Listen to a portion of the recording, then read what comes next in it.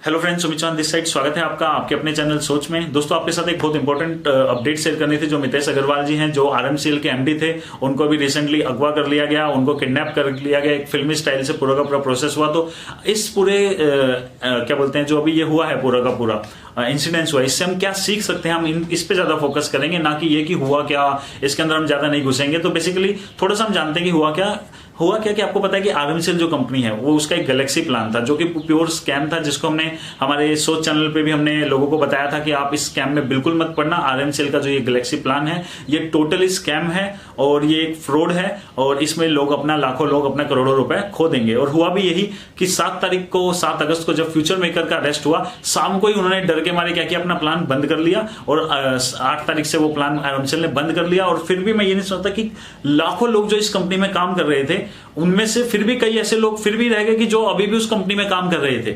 उन्होंने बंद कर दिया तो लोग कह रहे हैं हाँ अब तो वो बंद हो गया ना। अरे बंद हो गया मतलब आप एक चीज तो समझो कि आपकी कंपनी एक स्कैम कर रही थी, एक फ्रॉड, एक इलीगल एक्टिविटी कर रही थी, वो उसने बंद कर दिया क्योंकि आरएमसीएल वाले अरेस्ट हो गए। अदरवाइज वो बंद नहीं करती, कर तो वो स्कैम ही रही थी ना। और वो अपने सेंसेस में कर रही थी। ऐसा नहीं था कि उसको पता नहीं था कि वो स्कैम कर रही है। अगर उसको नहीं पता होता तो वो कंटिन्यू रखती उस चीज को। वो जानबूझ के फ्रॉड कर रही थी, वो जानबूझ के मनी सर्कुलेशन कर रही थी, जानबूझ के वो लोगों को लूट रही थी।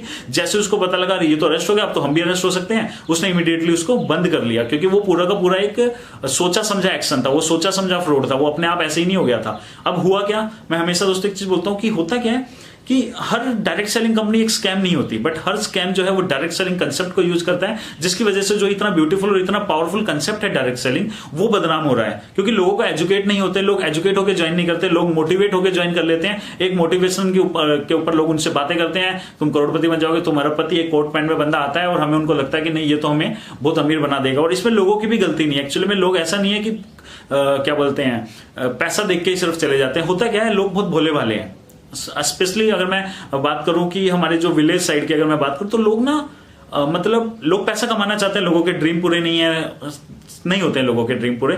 हम सबके ही कोई ना कोई सपना होगा जो अभी तक पूरा नहीं है। और जो गरीब आदमी होता है ना, आप एक चीज समझो प्लीज, इसलिए मैं बोलता हूं हर किसी को जो इस टाइप के स्कैम को प्रमोट करते हैं या वो उस कंपनी को इनडायरेक्टली प्रमोट कर रहे होते हैं। जैसे कि आपको पता है कि यूट्यूब के अंदर भी इस टाइप के स्कैम्स को प्रमोट किया जाता है। तो जो लोग इस टाइप के स्कैम्स को प्रमोट करते हैं, उन लोगों को शर्म आनी चाहिए। उन लोगों को एक चीज सोचनी चाहिए कि जो भोले भाले लोग जो गांव के अंदर हमारे बैठे हुए हैं ना, वो उन लोगों के ज्यादा सपने नहीं होते दोस्त। उन लोगों के 2-3 ही सपने होते हैं। खुद का घर नहीं होता तो वो सोचते हैं कि हमारा घर हो जाए। किराए के घर पे रह रहे होते हैं तो सोचते हैं कि शायद ये जो इंसान या ये जो कंपनी या जो इंसान जो हमारे को स्कैम, क्योंकि उनको तो पता नहीं होता स्कैम, वो बोलते हैं कि जो हमारे सामने इस कंपनी को लेके आया है और ये इतना ज्यादा जेंटलमैन टाइप का लग रहा है, तो शायद ये इस लायक है कि ये हमारे सपने भी पूरे कर सके, क्योंकि ये हमें बोल रहा है कि तुम्हारे मैं सपने पूरे कर दूंगा। तो वो बेचारे भोले भाले क्या करते हैं, 3 टाइप के उनके सपने होते हैं। घर नहीं होता खुद का, किराए के घर पे रह रहे होते तो सोचते हैं कि काश हमारा खुद का घर हो जाए।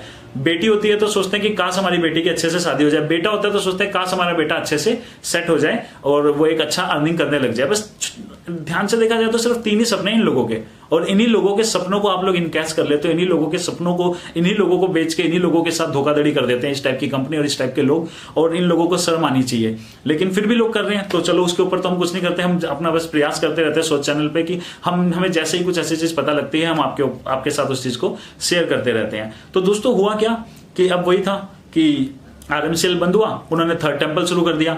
और कुछ गधे लोग जो आरएमसीएल को प्रमोट कर रहे थे, जानबूझ के ये जानते हुए भी कि वो एक स्कैम है, वो लोग थर्ड टेंपल को प्रमोट करने लग गए।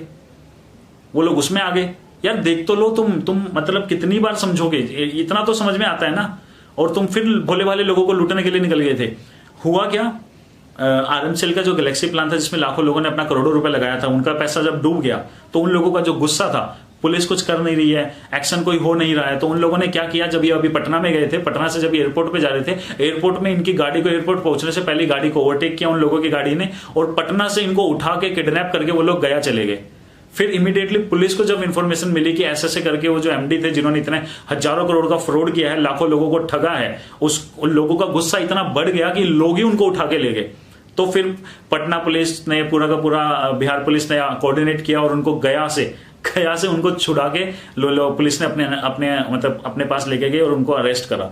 तो दोस्तों आप समझो कि इससे हमें क्या सीखना चाहिए। इससे हमें सबसे पहले सीख तो ये लेनी चाहिए कि जो लोग हैं ना, जिनका ये गुस्सा है, मैं ये नहीं बोलूंगा लोगों ने सही किया, या गलत किया, क्योंकि मैं कोई नहीं होता इस चीज के ऊपर राय देने वाला कि, क्योंकि मैं तो राइट तरीका तो यह कि आप पुलिस में जाओ और पुलिस अपना काम करे। बट अगर पुलिस अपना काम नहीं कर रही है और लोगों का ये 3 सपने हैं बेचारे, अगर ये टूट जाते हैं, और क्योंकि लोग इतना ट्रस्ट कर लेते हैं कई बार, क्योंकि उनको क्या लगता है कि ये जो सामने हमारे कोट पैंट में है, क्योंकि हमारे यहाँ पे वो है ना कि कोट पैंट में कोई सामने से आया तो मतलब वो कुछ सेट ही होगा या वो तो कुछ अलग ही होगा, चाहे जेब में 50 रुपए ना उन लोगों के, लेकिन वो बन ठन के ऐसे रहेंगे कि जैसे आपको लगेगा कि नहीं वही आपकी लाइफ पूरी सेट कर देंगे। ये इसी तरीके के फ्रॉड से वो लोग क्या करते हैं, इन भोले भाले लोगों का ट्रस्ट जीत लेते हैं। और वो लोग क्या करते हैं फिर कि अपने सिर्फ ये 2-3 छोटे छोटे सपने पूरे करने के लिए अपने पास जो भी होता है वो सब कुछ लगाने की कोशिश करते हैं। वो सोचते हैं हम सब कुछ इनको दे दें, क्योंकि ये शायद हमारे को प्रॉमिस कर रहे हैं कि हम वो सब चीज अचीव कर लेंगे। तो लोगों ने क्या किया, अपने खेत बेच डाले, अपने घर बेच डाले और इन कंपनीज में इन्वेस्ट कर दिया, और बदले में उनको क्या मिला, धोखा। क्योंकि इस टाइप के स्कैम, क्योंकि प्रॉपर एजुकेशन भी नहीं है। और इसलिए हम लोग सोच चैनल पे ज्यादा से ज्यादा एजुकेशनल कंटेंट लेके आते हैं कि आप इतने एजुकेट हो जाओ कि किसी भी चीज को देखो, किसी का भी प्लान सुनो, आप इमीडिएटली बता दो ये तो स्कैम है, ये तो पंजा स्कीम है, ये तो इलीगल है, या ये राइट है या रॉन्ग है, आप इमीडिएटली उस चीज को देख सको। तो इसलिए दोस्तों हमारी why network marketing, beautiful network marketing, ये हमारा जो रिव्यू होते हैं वो आप ज्यादा से ज्यादा जरूर देखिए, क्योंकि हम हमेशा क्या बोलते हैं, ट्राई करते हैं कि एजुकेट कर सकें, क्योंकि आने वाले टाइम में ये प्रोफेशन ही है जो सबसे ज्यादा लोगों को रोजगार देगा, सबसे ज्यादा लोग यहाँ पे इस प्रोफेशन के थ्रू अपना घर चलाएंगे। लेकिन बहुत जरूरी बन जाता है इसलिए इस प्रोफेशन के अंदर कि हम अच्छे से एजुकेट हो सके इस प्रोफेशन के बारे में, ये किस तरीके से वर्क करता है, क्या लीगल है, क्या इलीगल एक्टिविटी है। तो दोस्तों आर्टिफिशियल अरेस्ट जब सीखे क्या, इसके ऊपर हम आ जाते हैं। तो दोस्तों ये चीज सीखें कि हम किसी भी टाइप के स्कैम को पास के फायदे के लिए हम अपना दूर का नुकसान ना कर ले, क्योंकि किसी भी नेटवर्कर की कमाई ना एक्चुअल में जो होती है वो उसका नेटवर्क ही होता है। वो पैसा जो कमाता है नेटवर्क मार्केटिंग से वो सेकेंडरी है, मेन वो इंसान कमाता है नेटवर्क मार्केटिंग से। और आज ऐसा नहीं सिर्फ आरएनसीएल एक स्कैम था, आज मैं खुद आपको बताऊं कि बिहार के अंदर क्या बोलते हैं, वेस्ट बंगाल के अंदर, इवन पूरे इंडिया के अंदर ही आज भी ऐसे स्कैम चल रहे हैं जो सैलरी बेस्ड स्कैम नहीं होते। आप बस 2 लोगों को इंट्रोड्यूस करो, आपको 7,000 लेफ्ट 7,000 राइट, आपको 1,500 रुपए अगले 24 महीने मिलेगा, आपको 2,000 रुपए अगले 24 महीने मिलेगा। इस टाइप के कूड़ा कचरा बेचने वाली, मतलब कूड़ा कचरा जो स्कैम है, जो गंद मचा रखा है जिन्होंने डायरेक्ट सेलिंग इंडस्ट्री के अंदर, आज भी ये स्कैम बहुत सारे काम कर रहे हैं, बहुत सारे स्कैम चल रहे हैं। और अगर आप ऐसे स्कैम में जानबूझ के काम कर रहे हो, जानबूझ के ऐसे स्कैम को प्रमोट कर रहे हो, इस मेंटेलिटी से कर रहे हो कि ठीक है कंपनी बंद हो जाएगी, हम तो 5 से 6 महीने में कमा लेंगे, तो आपको शर्म आनी चाहिए कि आप जैसे लोगों की वजह से आप थोड़े से कुछ लाखों या कुछ करोड़ रुपए कमा लो, उसके चक्कर में आपने करोड़ों लोगों के सपने तोड़ दिए, करोड़ों भोले भाले लोगों का आपने विश्वास तोड़ दिया। तो यकीन मानो वो आपने जो लाखों करोड़ों रुपए कमाया भी होगा ना, वो भी आप उसको अच्छे से कभी भी यूज नहीं कर पाओगे। शर्म कर लो, नहीं है तो उधार लेके कर लो कहीं से, और अगर फिर भी शर्म नहीं आ रही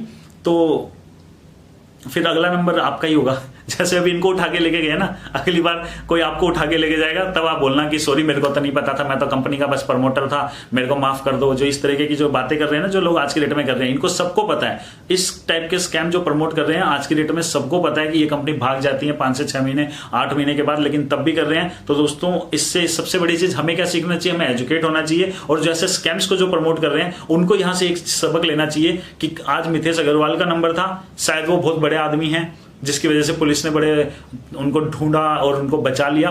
लेकिन कल की डेट में लोगों का गुस्सा, अगर आप लोगों को लूटना नहीं बंद करोगे, लोगों को अगर बेवकूफ बनाना नहीं बंद करोगे, तो अगला नंबर आपका भी हो सकता है कि कल की डेट में आपको ही पुलिस कहीं से छुड़ा के लेके आ रही है। तो दोस्तों सुधर जाइए, संभल जाइए और एजुकेट हो जाइए। बस यही दोस्तों आपके साथ अपडेट शेयर करना था, और इसे ज्यादा से ज्यादा आप शेयर कीजिए सो दैट जो इस टाइप के स्कैम्स में लोग फंसे हुए, या जो अगर आप एक अच्छी डायरेक्ट सेलिंग कंपनी में काम कर रहे हो तब भी आपको ये अपने लोगों को बताना चाहिए कि इस टाइप के स्कैम होते हैं। आप उनके साथ भी ये वीडियो शेयर करो ताकि उनको पता लग सके कि यार इस टाइप के जो ऑफर आते हैं या इस टाइप के लुभावनी जो कंपनियां आती हैं उनका अंजाम क्या होता है। तो आशा करता हूं दोस्तों आपको ये वीडियो अच्छा लगा होगा। मिलते हैं अगली बार किसी अच्छे टॉपिक पे बात करेंगे, किसी नए टॉपिक पे बात करेंगे। तब तक के लिए बाय बाय, टेक केयर।